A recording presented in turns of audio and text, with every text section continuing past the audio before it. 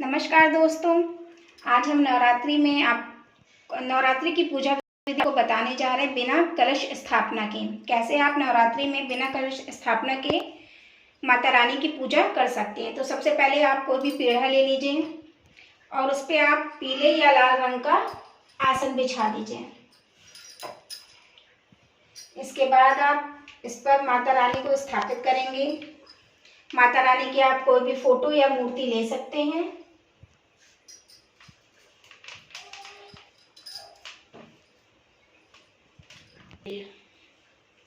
लाल रंग की चुनरी ओढ़ा दीजिए।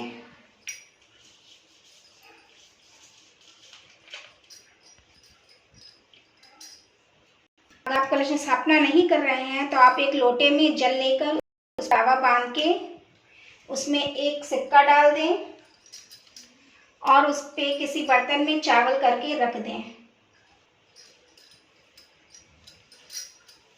आप गणेश भगवान को भी स्थापित कर दें। इसके बाद हम दिया जलाएंगे।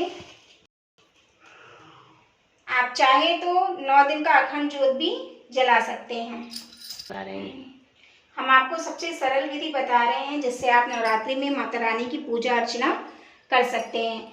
इस प्रकार आप माता रानी को स्थापित करके एक कलश में पानी भर के और दिया जलाकर माता रानी की इस प्रकार पूजा कर सकते हैं। एक छोटे से बर्तन में आप पानी भी अर्पित कर दें और भोग लगाएं और इस प्रकार फूल अर्पित करें।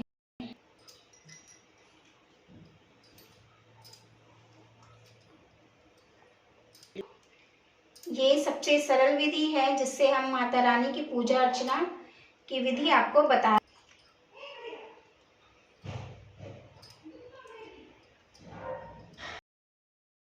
हम भोग लगाएंगे। रानी को आप कोई भी भोग लगा सकते हैं, चाहे आप मिश्री का, फल, मिठाई कुछ भी आप भोग में अर्पित कर सकते हैं।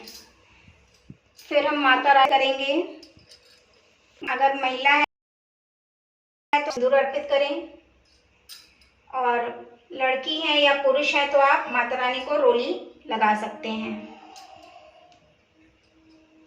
आप कलश पे भी टीका करेंगे।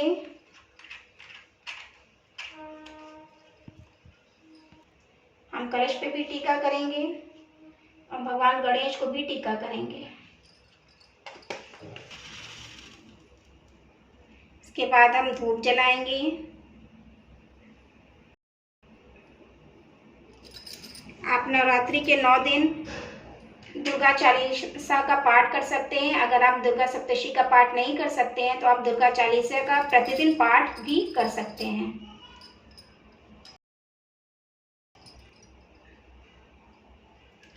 और सबसे अंत में हम आरती करेंगे। जो भी आरती आपको आती हो आप गा सकते हैं। मां अम्बे गौरी, मेरी देवी पर्वतवासिनी, जो भी आरती आपको आती हो वो आप गाकर माता रानी की पूजा अर्चना कर सकते हैं। अगर आपके पास समय हो तो आप मंत्र का भी जाप कर सकते हैं।